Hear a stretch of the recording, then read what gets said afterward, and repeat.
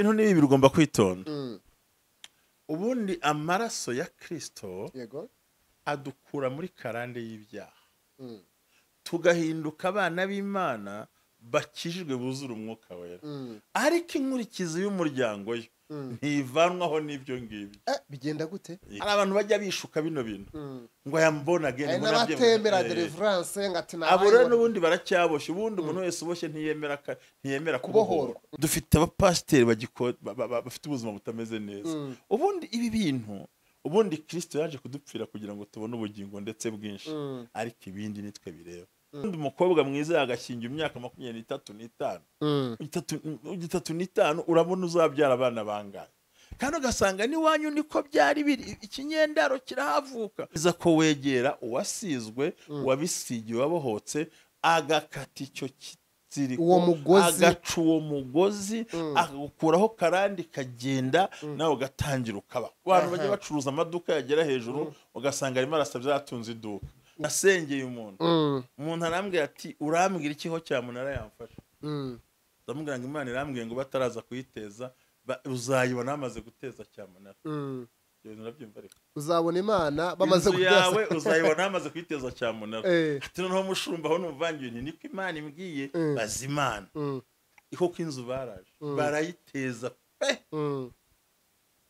araho ati siko baje nyine reka bayiteza. Ati ngwino tuyirukane, ntayo nirukana ahubwo nibanguka. Hari inzira Imana yashyizeho yo guhindura amateka. Ndizera ko mumeze neza. Reka mbifurije amahoro y'Imana kandi kwindwa n'Imana bigwire muri mwe cyane cyane cyane. Imana igendeshe amahoro mu mitima kandi amavuta yendura amateka yanyahinduke cyane.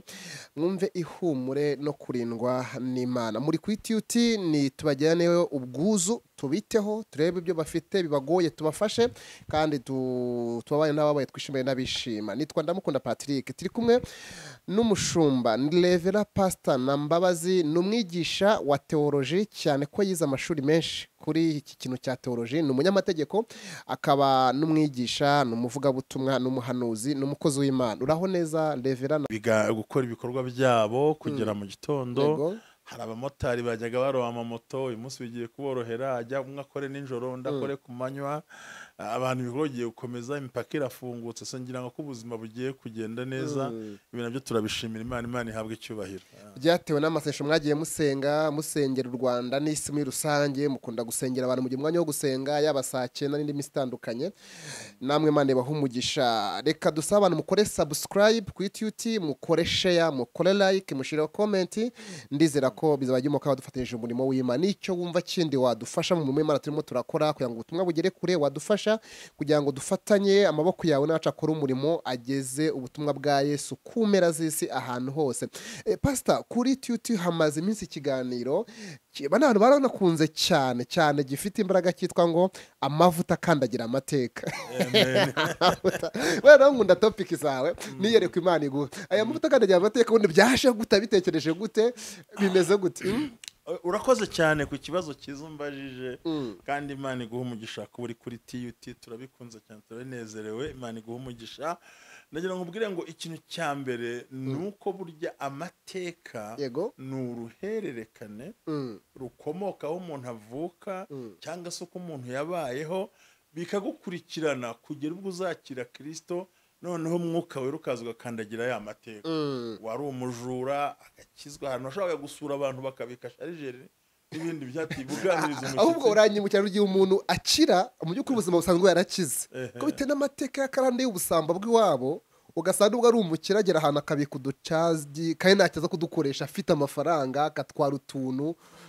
Iyo si amateka utarabohotse nyine, ugasanga nta nabaho mu rwego yagombye kuba abayeho. Ubundi hari itegeko ry'ubuzima ritanditse mu igazeti ya leta iyo ariyo yose, ariko burya ekonomi igira amategeko yihariye. Bivuga ngo hari aho ubasha kunywa icyayi cy'ijana ukazagera mu rwego ugomba kunywera icyayi muri Mariyoti. Ariko byubatse nta nukohereje ahubwo amafaranga ugezeho, ubushobozi ugezeho bwo bugutegetse ukiri bwambare. Harubwo ati giye ntabwo ndi bwambare inkweto zo mu maduka za magaze, ndashagura urukweto rwa caguwa ruhenze, kuko amategeko y'umutungo agezeho amwemerera kwambara ibyo bintu kandi ntaho byanditse mu gitabo. Burya ifaranga n'ubutunzi bigutegeka ugomba kubaho. Rero amateka ni uruhererekane ukomoka iyo tuviye kure nk'uko mu kanya nakweretse ifoto duseka nyine umuntu akareba agasanga nta cyerekezo ariko wamara kwakira Kristo nk'umwami n'umukiza amavuta akaza agakandagira amateka ugahura n'umuntu ukamuyoberwa ukareba ifoto ye ukamwiyoberwa ukamwitiranya nk'uko byagenze kuri ya mpumyi nicyo ngiye kuvuga niwe icyakora asa nawe cyangwa si we ati ni njyewe so amavuta yo n'icyo azana ni ukahindura imibereho y'akarande utarongora akarongorwa utarongora akarongora utabyara akabyara utariza indwara za karande zigakira diyabete zigakira ibituntu bigakira sida zigakira ariko ibyo byose bikazanwa nuko umuntu yakiriye Kristo ni ukuvuga ngo amavuta akandagira amateka ni umwuka wera cyane ko tuzi ko umwuka wera agira ibimenyetso byinshi hari numa amazi umuriro umuyaga habamo rero n'amavuta kandi yavuga ngo umuntu urwaye umusiga amavuta no tusanga rero tusobanura ngo amavuta akandagira amateka. Ikibazo cy'amatsiko mushumba ujye kugena yereko wagize kane muri yafasha abantu byaje gute wari mu masengesho wari ku musozi cyangwa urimo gusenga saa 9 nge nihereyeho warica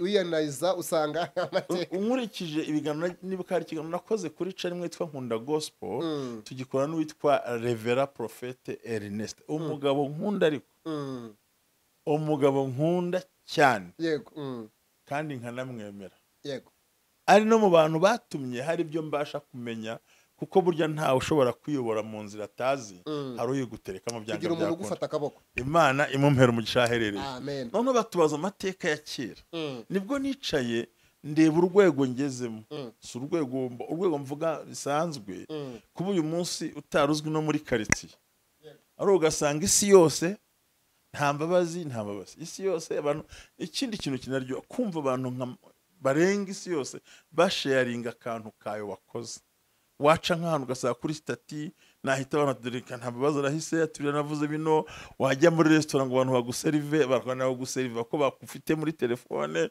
wanyura mu modoka murikana gufitiye imwe nkaho muziranye mbega naratunguwe nageze ngo njya muri bank imwe nkinjira bati dore wa mugabo aho sinarinzwe rwose urumva rero na amavuta akandagira amateka narihanye nakira Kristo agakiza kampa kuvuga ijambo abantu barankurikira sinzi akunda kubikora karyoshye bivuga ngo nta service ngoye ariko kuko hari ko byagenze amavuta araza arakandagira ahindura ubuzima reka twatura abantu bose badukurikiye Imana izana amavuta akandagira cyangwa ahindura n'amateka ahonyora avanaho avunagura arundura akubita amateka agira gute Imana agahinduka wararaga ubusa karya wakodeshaga inzu ikamuhinzi yo kubamo ibona iyo tuvuga ngo amavuta ni ibintu habwa udahawe na so na bene wanyu n'umuryango ahubwo ni ibintu bikomoka mu kiganza cy'Imana kubwo amavuta y'Imana gusa ni ibintu udahuza n'igihe wari uhagazemo ahubwo bigahindura igihe abantu bose bakunda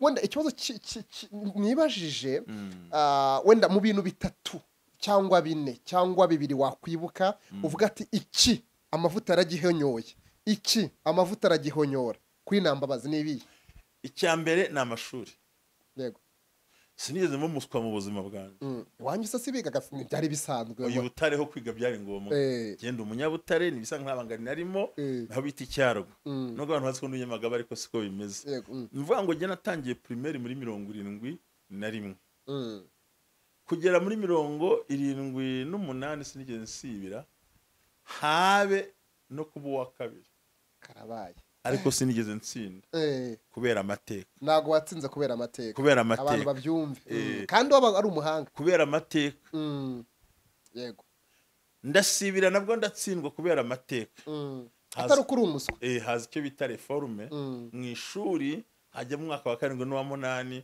nabwo sinatsinda nagiye nshakisha uko niga biranga ariko uyu munsi tuvugana mfite maîtrise hafi zimaze kuba bundenda kwegera mu rundi rwego ruri hejuru gato bango maîtrise amateka mfite diplome ntari narahawe mama wambyaye ntiyanyishyuriye ntiyarariho data nawe wambyaye nawe yapfuye 3 hariho ngaranyishyurira umva ngo uyu munsi nize kubw'Imana ndize ndangije secondaire ndayibonye nyuma y'intambara ndarangije byose mgiye mbigeraho secondaire ko maze kuyibona ndabitungaje ndahageze aho ndahagurutse Imana irantabaye ndazamutse ngo ndababwira umurimo w'Imana umva ko Imana igenda ikora ibintu bidasa bikomeye cyane ndazamutse mbonye lisansi mu mategeko nabwo irarangira mbonye maîtrise mu mategeko nabwo urumva ndahonyora irarangiye bita public international law mbariyo nigamo ndarangije mba nkubise maîtrise muri theology ndarangije ndiri gutegura n'ikindi cyiciro aho urumva ko amavuta yakandagiye amateka yarahonyoye irasyonyora nanjye birabitse neza icya kabiri rero icya kabiri yankoreye ndi mu bantu mu buzima mbayeho bwonyine nanjye gasaba Imana ngo Mana sinzasaze mu nzu y'ubukode uzandinde sinzapfe nkodesha bitazantera ikibazo cyo kubura aho nsiga umuryango ndashima Imana ko yampaye inzu icyo amavuta yaragihonyoye aragihonyora cyangwa aragisyonyora arakivuguta akivanaho yongera akivanaho icya gatatu gikomeye cya gatatu yampaye umugore mwiza tanteza ibibazo tanteza intambara wemera intege nke zanjye nkeya cyangwa akanemera uwo ndi we si benshi bemeranwa hari afite ingo zihora nk'imiriro mu myaka tumaranye nta muriro urakamo kandi hano uzakamo ayo ni ukuri impamvu ze gutyo ni uko iwacu gutunga urugo ugasaza n'umugore si ikintu cyoroha yari amateka ni amateka nyine adakunda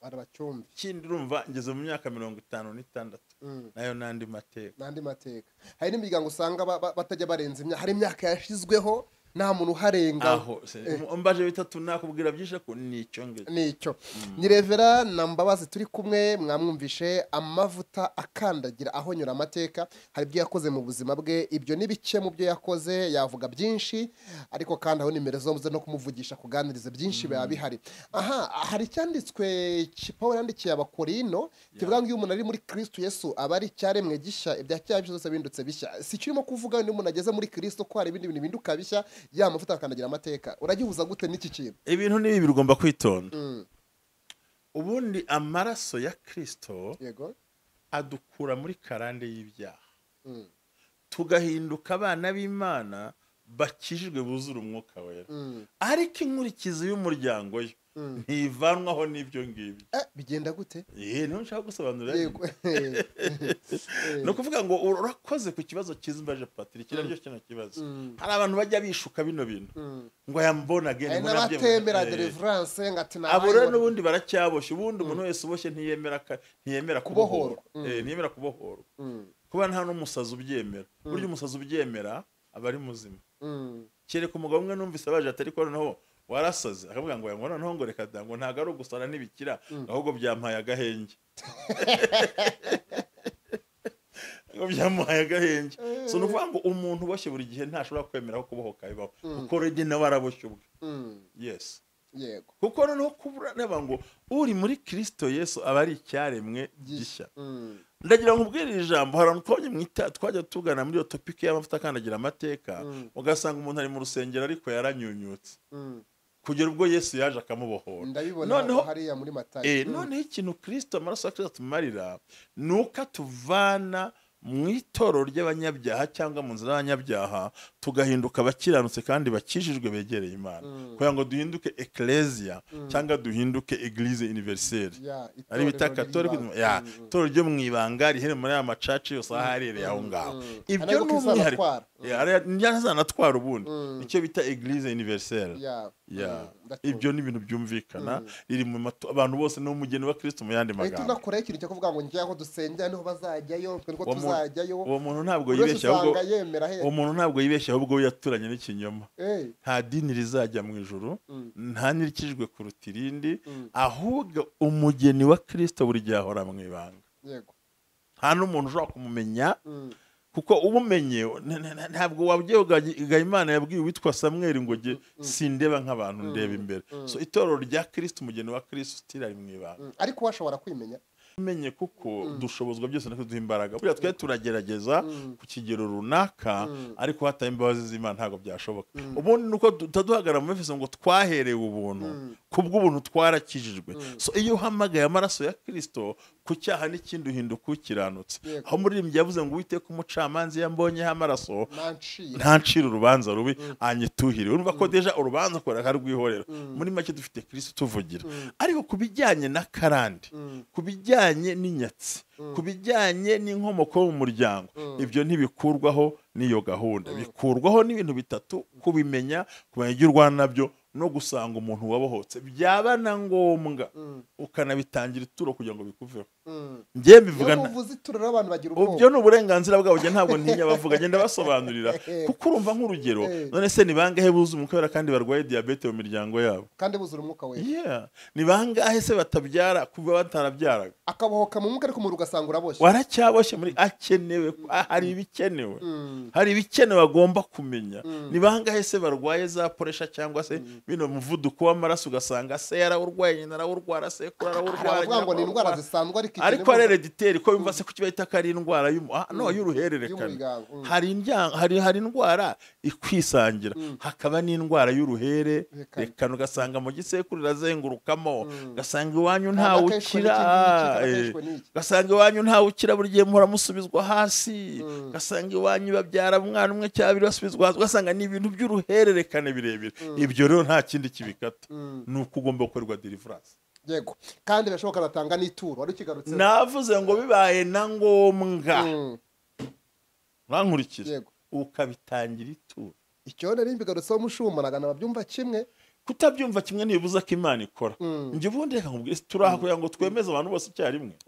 Ibintu bya mbere ni ukubyumva. Uwo byakoreye arabizi. Hari ikiganiro nakoze kuri canimwe, ndababwira ngo impamvu Satani yanga amaturo ni uko azi icyo amaturo yamukoreye mu bwami bwe. Ubundi ituro ribangamira Satani mu rwego rwo hejuru. Iyo umuntu amaze kwihana agakizwa, akinjira mu murimo w'Imana, iyo utanze icyacu umutera imbere. Satani ntashaka abantu batera imbere, ko buryo ubukene busa nk'igikoresho Satani akoresha. Abantu bakiganyira, abantu bagakora ibintu byinshi bitandukanye. Satani akoresha ibintu byinshi. Akoresha ubukene kugira ngo ateze abantu kwiba no kwiganyira. Akoresha ibintu byinshi. Akoresha uburwayi kugira ngo abantu biganyire, kandi za ndwara za karande n'ibindi byinshi n'akavuyo mu ngo byose. Rero kuko azi neza icyo twita imbaraga z'ituro mu bwami bwe bupfuye, agomba kurirwanya. Kandi ikindi yariguhanije, ariko nyamara hari abandi baza agaciro. N'ikijya bamariye. Hari abantu babisobanukira. Ariko bandika na comment batubwire ibi bintu bazabandika ko comment agenshi bivuga ko hari umuntu watanze ituro aboshywe arabohorwa. Hari n'undi bazabetangaho na comment turebe kugira ngo bumve n'imirimo y'Imana. Ibintu amavuta kandagira amateka urakoze kukimbaza, ni ikintu nakwiye kwitekereza akagera kure. Ndagira ngo nkumenyeshe ko nanjye maze kumenya, njye ubwanjye ngiye kubikwibwira. Dufite abapasiteri bafite ubuzima butameze neza. Ubundi ibi bintu, ubundi Kristo yaje kudupfira kugira ngo tubone ubugingo ndetse bwinshi, ariko ibindi nitwe bireba. Bibaye ngombwa ko iki gihe hari abantu bakiboshye batarabohoka ibyo bintu. Ubundi umukobwa mwiza yagashinga imyaka 25 urabona uzabyara abana bangahe, kandi ugasanga n'iwanyu niko byari biri, ikinyendaro kirahavuka.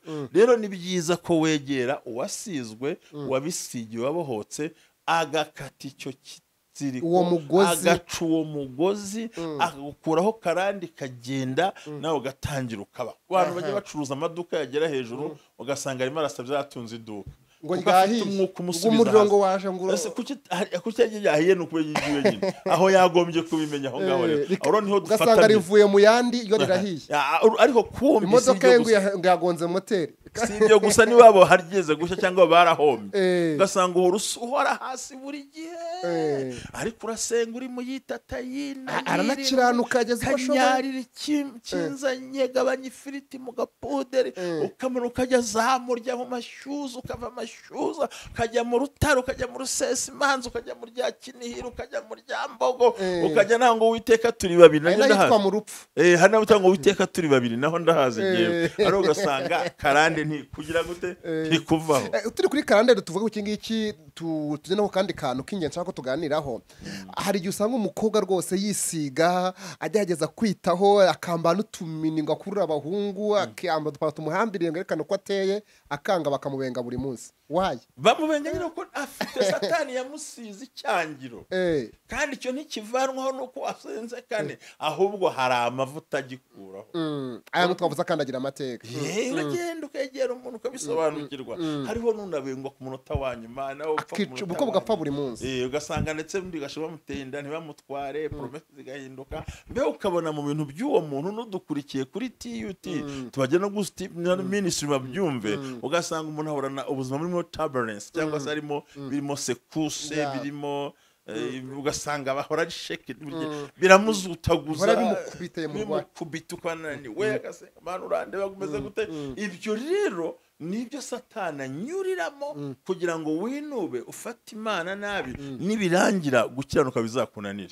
so rero hirya yo kwihana tugomba kubita n'uwo mudayimoni ayo ni amavuta akabazo dutamuka amavuta akanagira amateka kuki Imana abwiye ngo jya mu gihugu ngiye kwereka uzagenda ugeyo yagera ikamwima hahamba akarinda kuhishyura uwo n'uwo bita nde Aburahamu yaramubwiye ngo va siga genda nzakwereka no kuva no gusiga no kugenda nzakwereka igihugu arahagera abantu n'umugore n'iki byose birakomera kugera ubwo yatanze turabona urubyaro bitindaho ndetse ngo agiye no gupfa kandi Imana yamuhaye igihugu ariko ntiyakiboneye ubuntu atanga ituro ry'ikiguzi ajya kugura ubuvumo bwo cyo bita ituro ry'ikiguzi abaraguze kuko yatahagura yari guhambamo Sara bakazanamukuramo aho kuba yarahaguze yahambwe umugore we nawe arahamba imakipera hariya turahabona za Hebroni hariya abagiye ngo barahasora za makipera rega ndahaza arahose kubavuga nageze urumva icyo gihe ko ari igihugu yamuhaye Imana ishimwe tuzabona isindi amafaranga azaboneka humura dufite abantu benshi badukunda hano hantu urumva ubwo buturo twasobanuraga urumva ubutaka n'ubwe Imana yamweretse igihugu kuki aguze nuvuga ngo yarasa nk'uguze igihugu cyose kuko abuhingura naho uzahora yarahashyinguwe yashyinguye umugore barahamushyingura abana be n'abuzukuru bahashyinguwe kubera ko naho yari yaguze mu gihugu cyiwe ituro rigura bita ituro ry'ikiguzi iyo ukeneye isambu hari ibyo ukora ibintu n'ibintu tuvuga bikora bisobanuka gusa yego bisobanuka ari gusa bihangane babyumve kubera kutabyumva kwabo ntibikuraho ko bikora ikindi umuntu yavuga mushumba nuko ibintu by'Imana na mahame birubakitse Kristo afite ko yabyubatse bikorwa ukunakura nako ngayo ukiye ku ruhande si bikunda ibyo urabivuze neza kuko ubundi ibintu byo gutera imbere ibintu bya karande n'inyatsi ubundi hari ukuntu bivuga mu cyongereza bavuga ngo iki mu cyongereza bavuga ngo it is a principle of prosperity in the kingdom of God hari inzira n'amahame agomba kugaragara yo gutera imbere mu bwami bw'Imana so if nushaka kuba umukire hari amahame kwihana byo no gukizwa ni amaraso ya Yesu ariko ibindi ni amahame so rero amahame uyarimo ni uyazi ko abantu batayemera icyo si ikibazo cyo kutayemera turanavuga ariko ababyemeye byarabakoreye Imana ishimwe n'ababikoze baza aho bageze nanjye nza aho ngeze icyo ni ibisanzwe so urumva ko nyine ni amahame yitwa Ntambabazi c'est le principe de prospérité ni amahame agomba kubaho kugira ngo mu bwami bw'Imana ukoresha gutera imbere ni amahame gutera imbere mu bwami bw'Imana gutera imbere mu buryo bw'Imana ni amahame si uko ubisengera cyane ukajya ahantu ukamara yitatu ndabisenga umva Yesu reka tubizanye abantu ukuri Yesu yaravuze ngo mujye musenga mutagwa mu moshya dusenga bitagwa mu moshya ibindi ni amahame yitwa Rev Ntambabazi akaba turi kumwe kuri TUT tubajyaneyo ubwuzu ministry akaba dukora umurimo w'Imana ahantu hagiye hatandukanye nyuma y'iki kintu cy'amavuta ko ntabwo kirangiye turacyakira gisesengure ko nta kibazo amavuta mbaza n'ibindi ushaka ku mavuta rero numvaga abantu bumvisha icy'amavuta ariko mu by'ukuri ni ikintu ntekereza ko abantu bagomba kwemera kumva kandi bakemera kigakora mu buzima bwabo kuko nshobora kwihenda sinakira icyo mayishaka ko nakira kuko nanze kwemera kubohorwa nanze no kwemera intege zanjye nyine hari n'umuntu nk'uri umeze kuko kuri ndavuga utemera ko aboshywe kandi aboshywe uramubwira iki mushumba ubundi hari akaganiro twakoze kuri TUT ikimenyetso cya mbere cyereka umuntu uboshye buri gihe ahorana ngo ariko jye mana mpora iki ubundi uzangiraho gihe ki abandi ndasenga ntibikunda uzasanga ari wa muntu kandi uhora yumva akijwe kuruta abandi bose ujya muntu burya araboshye akerekana ko ari abanyabyaha cyane akumva ko abandi badakizwa none ugasanga ikindi kimuranga umugira inama ati yabyihorera wambwira dusenga ati narasenze tubyihorera uzamusangana buri gihe guhora mu ntambara zihoraho ninde waburaniwe ninde bagize gutya niwe yabonye akazi kakamujabuka yabonye ubuzima bakoze niwe bakuyemo niwe bakozi baragabanije ahateye byanze mbega ugasanga buri gihe uhora uteraganwa hejuru uwo muntu hakazana ngo Imana yarandetse ngo yarabyihoreye abarokoheta bavuga ngo ni ibihe tugezemo ngo turimo turaca ngo mu butayu ngomba kugira agasaba ubutayu bamazemo imyaka 20 yabyita ubutayu njyewe nzi abantu bapfuye bapfire muri ubwo butayu ariko agomba no kubucamo mushonga oya hari ese Bibiliya nagaragaza ko bose banyuze mu butayu amba nkubwire arabitandukanya gute niba ari kandi cyangwa ubutayu imyaka 400 bari mu Egiputa biyongereraho 30 yo gutinda hari igihe Imana iguha ubutayu ufite ikigero ukagera kandi imyaka 30 biyongereye niyo yabazaniye ikindi kibazo yaravuze ko bazahaguruka imyaka 400 bahava bagize 400 ingahe 30 none se urambwira nk'umukobwa uri mu butayu kudashaka nuvuga ngo arinze agira 30 nta muhungu uramurambagiza araza ati ntago ari Imana yambwiye Imana we yambwiye sinaga ameze uko yambwiye ufite vewiti ayiwe none se ko vewiti zadutse muri 2020 na 2018 yarasenze muri 2012 nta vewiti yabagaho hari n'igihe Imana mubwira ati hari imodoka ndizaza ubundi bwoko butaraza ategereza izo zaza afite iyo ngiye kayicaye afite isezerano none ubwo butayo si ubwiyongere ku byo atinze kwinuba ndavuga ko Imana yabivuze mushumba ngaho nategereze muri ubwo butayo ategereje yihanganye reka se nkubaza niba vanga Imana yabivuze se uramubwira ngo siyo gute kandi yarasenze akantu kamwe gashekeje ubundi ko ari umuhanuzi wamuhagaze imbere niyihe tike yamweretse y'indege Imana mutaburengaza mubwira icyo kintu ubundi ugirwa n'iki kabaguhagaze imbere ngo iravuze batumwe nayo shaka kubirota mu nzozi none inzozi ntizibeshya niba hari ikintu cya mbere ku isi cy'ikinyoma n'inzozi inzozi urazirota ukarota uteruye amafaranga ukabyuka ugasanga nta n'igiceri gihari aronda no kubona rose ndi kumwe n'umuntu ukomeye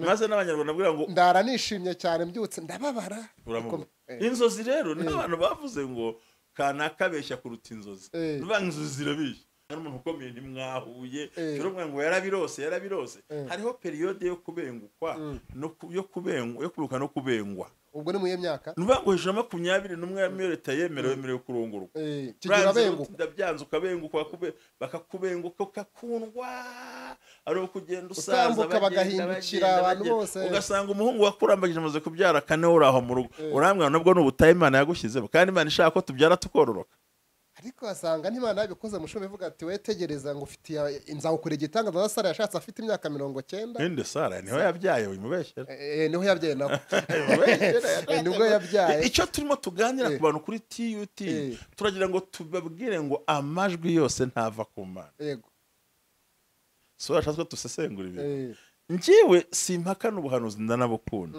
ari umuhanuzi rega abantu bamenya ko umuhanuzi je simbizi uri umuhanuzi uko nanjye waramanuriye birasohora birasohora fine ubwo ndiwe ariko ngiye ku bwanjye ntabwo narimo ngo kare sanga nashobora giye urumva amajwi yose ntabwo ari kabavuye ku Mana yaravuze ngo ubuhanuzi muzabwemera uko busohoye ari igihe nashobora kuza muri iyi minsi akagutekinika cyane ko abadukurikiye babwiza ukuri hari icyo twita abakomisiyoneri mu buhanuzi karabaye bagaragazwa n'icyo ubwo abakomisiyoneri ntabwo bapfa kuba myiza ufite umwuka nyine ni abantu bicara akabazi nkundamukunda nkabanzi ibibazo byawe ufite narangiza nkabanzi n'isenti ufite n'amafaranga ufite nkabwira Rodrigue nti noneho rero njye ngiye kwa ndamukunda byagora nimero ye niyimuhamagare mubwire ngo hari Imana ivuze akaguha bya bintu byose mwaganiye ati kamanuka n'ururimi rukomeye cyane akabimanuka akubeshya hagucurika nta mpano ufite yo kumenya ko ururimi ruvuye mu ijuru nta mpano ufite yo kumenya yuko ibyo avuze ari ukuri kuko se ntabwo bahawe impano kuko harabazi gusobanura impano hari uwo wakwibeshyaho hari uwo wakwibeshyaho kandi ngo uraje ngo wibeshye ngo uje kugira ngo urondore ngo uhanure ngo ugire gute ugasanga afite impano ziteye ubwoba urabyemera ndabyemera cyane twagiye duhuye nabyo wahuye nabo cyane bifite amakuru rwose urakoze cyane bifite amakuru yarubaje namwe ngo Imana iravuze ngo ninemere ngo senga amasengesho y'umunsi 8 niyiriza ubusa ngo Imana ingira icyo icyo ntazi bikugirire neza. icyo ntazi nuko yabwiye Icyo nazi ngo nabone ugiye kuba icyo utazi rwose ngo izakugira ikintu abantu badasobanukiwe. Nahise mvuga ariko nshuti iyo Mana ingira ikintu ntazi buriya yone ushobora gusanga ifite impamvu. Ndaceceka ndabwira nti iminsi 8 nzayisanga gute ntarya ko ntabishobora ko umuntu w'umuntu amara iminsi mike ngo ntacyo ngo uzakore nka 3 yo mu mazi ngo bizabihuriyemo. abantu dukurikiye muri ubwo buzima hari abantu babeshywa ariko bakeneye iki. Niyo mpamvu ibi mbikubwire mpagaze ku maguru abiri. Umuntu akeneye kugira peri spirituel, nicyo nenge kwita nkubaza ahubwo akagira meri spirituel. Umuntu yagombye kugira papa wo mu mwuka. Ukamubwira uti ho kanaka yambwiye ibyo wumva bihura uti no cyangwa se sibyo cyangwa ibyo rero bizarinda gutuma abantu bibwa bayobywa kandi bakagira ukuri gukwiriye. wihanga cyazo kukubaza mushumba. Hari abantu nyine babaye ba papa n'abameri bo mu mwuka ku macaci atandukanye y'abakristo babo banabita amazina nyine banayita amazina dadi wanjye kanaka wanjye ugasanga maguye mu cyo nakwita ikosa ku giti cyanjye nge cyo kwizera muri uwo muntu kuruta gushaka kumenya Imana. Ese ikintu cyo ntabwo kizaba ikibazo ahubwo we ni imyizere y'idini ryawe ubamo ahubwo mwana akora neza. Ntabwo je nemeranywa nawe iyo ngingo ntabwo ndi bwemeranywe nawe. Yego ndakumva cyane. Dore impamvu ntari bwemeranywe nawe cyane uzwi itoro tumbwe turayituza amahame yaryo. Ubundi n'inyigisho zaho turazizi turanazikunda turanazemera. Ufite abana babiri ushize uranabyaye abantu bazaguhembe bamege kwa makabisa. Nagira ngo nkubwire ngo iyo winjiye niba ikibazo ngiye kukubaza umwana wewe w'imfura ntaragusaba indege arayinsaba cyane. Yansabye indege none arimo kunsaba igare cyane. Iyo ninje tavuga igare nuvuga ngo umwana wawe azi ko ndamukunda Patrick ariyo Mana iri kwisi ni wabona n'igikoko cyaza yahongera kuri dadi ikintu cyose abwira se. Rero iyo ufite papa wo mu mwuka ukagira meri wo mu mwuka ugomba kumurangirizaho ibyifuzo byose kuko aba ameze nk'uguhuza n'Imana nagusengera. Ibi byose nkuko ni urugero rwiza ngo uhaye urabyumva. Nanjye mfite umukobwa ajya ambwira ati dadi ndashaka ibi nibi. We ntiyitaye ku ikofi yanjye ntiyitaye uko mbayeho ibyo kuba nkodesha inzu yebwo genda gikodesha Imana yangiriye neza ntiyitaye uko yumva gusa papa yagize gute. Bura no mu nzu nzihiye yahungira kuri papa akajya ngo nagushya kandi naho ugufashe washya. None ibyo bita ikosa ntabwo ari ikosa ahubwo iyo ni imyumvire y'amatorero tubamo. Ahubwo umuntu wese irahinduka gute rero igomba guhinduka kuko ni wa muntu ukumenyera. Ndacyatanga urugero ku mwana wawe. Umwana we icyo akeneye ni ukuryama nta bindi ariho ariko uzamwishyurira ishuri ugomba kumenya ishuri rye umunsi wo kumukingiza isaha yo kumuvuza iyo kunywa igikoma. Mbega hari umuntu uri keya kuri we ku bikorwa bye byose bya minsi yose. Uwo mwana ahita abona ko nta yindi Mana akeneye. Papa wagize gute arabishoboye. Urakoze rero icyo gihe cyo ukora ni ikiro nawe maze kwa dade wo mu mwuka wa muntu akwizereramo agakunda Imana iri muri wowe agakunda n'Imana iri muri wowe nawe ukamubera umuyobora umushyikiriza ku Mana. Ni uruhe rwego umuntu yageramo yari afite papa mu mwuka nagatangira kubera abandi papa mu mwuka bamaze kumugeza irusororo. Ntabwo cyose cyumvishe neza. Nimvuze ubu ngewe nafite papa mu mwuka like you wenda wowe cyangwa n'undi akaye papa mu mwuka ukankwizereramo kanka ibintu byose ukansengera cyose tukabana ariko ngende rwego nzageraho nanjye noho nanjye mbe papa mu mwuka kundi muntu. Uhise ugihindura aya nicyo nari navuze. Ni ukuvuga ngo umuntu akenera papa mu mwuka kurinda apfuye. Ariko nashobora kuba papa kugira papa mu mwuka abera undi nawe agifite undi. Nagira nkubwire ngo burya papa wo mu mwuka si umushumba uri hejuru ahubwo papa wo mu mwuka ni umuntu ubona namwita ngo ni role model wawe umuntu mu by'Imana mu by'umwuka. Buriya rero nawe hari umuntu ubona ndamukunda cyangwa nkumva kuri ya radio wakoreragaho ati ndagukunda ku bantu barya abantu burya uri role model wawe wababera umubyeyi. Arambuze barababara bazagusanga kuri TUT bihangane. Cyakora ufite ijwi ryiza cyane uri n'umusore uri umugabo mwiza nanjye umusore umugabo mwiza. No kuvuga ngo icyo tuma tuganira ahangaha umuntu wese nanjye ureba afite abana benshi bo mu mwuka jewe. Mfite abana benshi bo mu mwuka ariko nanjye mfite dadi wo mu mwuka kandi uwo mfite ushobora no gusanga atari n'umushumba wowe uri umushumba ugasanga si umushumba ariko njye mfite undi mbwira utuntu twanjye twose mbwira ibyanjye bimvuna dadi wanjye rero nta na rimwe umuntu wese agomba gukenera peri wo mu mwuka na mere wo mu mwuka akazarinda apfa kuko muri ibi byacu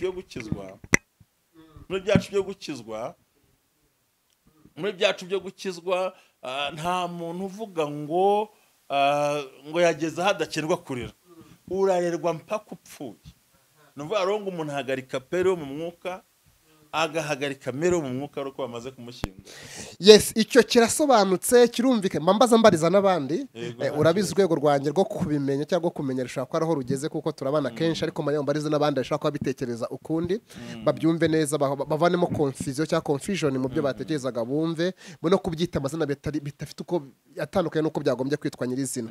Amavuta akandagira amateka uyu munsi murateganya iki mwino minsi mu mavuta ateganya amateka niho bimeze gute turerekeza hehe turakandagira ibiki mwino minsi abantu barakubona gute yego ya urakoze cyane tumara guhuza ibyo byose ariko umenye ko ukeneye papa wo mu mwuka ukeneye mere wo mu mwuka kandi abashumba bahari bazima bakugira inama bagufasha iyo bakuyobore. Hanyuma rero urakoze cyo tubajije turakera amavuta akandagira amateka ahubwo twazamutseho gato kuno kwezi kuri imbere tugiye kuganira ngo hari inzira igiye guhindura amateka yawe. Inzira yahindura inzira itazwi na mwene wanyu itazi na so wanyu itazi n'umuvandimwe umushumba atazi umubyeyi atazi farawo adasobanukiwe nta na rimwe muri farawo yatekereje ko mu nyanja harimo inzira Imana ikuramo inzira kandi na Mose nari ntamubwiye ko harimo inzira uvuga ngo ni inzira itazwi n'umuntu wese. Rero turimo turigishana ngo hari inzira yamushyiriweho kugira ngo amateka ahonyorwa kandi agirwe umuntu yakira ubuzima bushyashya. Amen. Wahombaga curuza utabyaraga byari ni inzira. Ntabwo Yosuwa yarazi neza ko mu mazi rwagati muri Yorodani harimo inzira kandi inkoni ya Mose ntiyari igihari na Mose ntiyarahari Imana ikoresha ibindi. Reka nkubwize ukuri uriya mubyeyi wari ufite ideni baje kumutwarira abana ntiyarazi ko inzira ibitse mu tuvuta twari mu nzu. Aho rero turashaka kubwira nakubwira byinshi ntabwo cyagiye kana yigarira bari bazi ko hari Yesu wabakorera divayi kandi ntibagire ikibazo. Nta wari usobanukiye Filipo wari ufite amafi 5 n'imitsima 2 none ngo mubagaburira ibyo yari Matiyeri yarangiye kandi yari ifite aho ibitse inzira ndetse yaranarangiye ari yo gukonsoma nta kindi yamara. Yesu atubura n'idatuburwa ntabwo hari inzira. Ntabwo witwa Petero bararaga mu mazi baroba bari bazi ko mu gitondo baza kubona ifi kuko barobye mu gihe baroberamo bazishaka bashaka bashaka ariko ntibazibona ngo ariko Yesu ahagere abahereza ifi mu nyanja bari bazibuze. Uvuga ngo aho utinze nibwo buhamya aho wicaye niyo nzira niho uvuga ngo tumuvuga ngo hari inzira cya ikandagira amateka yawe. Kurwa gute tugiye gutanya kubona ibiganiro ndabivuga ko ino nzira usobanura birategurwa gute kugira ngo tubyumve neza. Barahishiwe uroye itimu twakoranye mu mavuta akandagira amateka nabo tugiye gukomeza kukuganira noneho ikiganiro cya buri munsi twerekana ko inzira ishoboka tuzazana ubuhamya abantu Imana yakora igitangaza. Herutse nasengeye umuntu minsi yashize igitangaza cyabaye nasengeye umuntu arambwira ati urambwira ikiho cya munara yamfasha ndamubwira ngo Imana irambwiye ngo bataraza kuyiteza uzayibona bamaze guteza cya munara. Uzabona Imana bamaze guteza yawe uzayibona bamaze kwiteza cya munara. Ati noneho mushumba aho nuvangiye niko Imana imbwiye bazimana iho ko inzu baraje barayiteza pe araho ati siko baje nyine reka bayiteza ati ngwino tuyirukane ntayo nirukana ahubwo nibanguka. Hari inzira Imana yashyizeho yo guhindura amateka. None harangije ikintu cyadutunguye umuntu yari umukozi w'Imana uwo muntu wari nzu bagiye kugurisha kumbi umuntu akihagera arapiganwa arayigura arangije aramubwira ngo gumana icyangwa cyawe wangiriye neza iyi nzu ni yawe ntawe uzayigukuramo.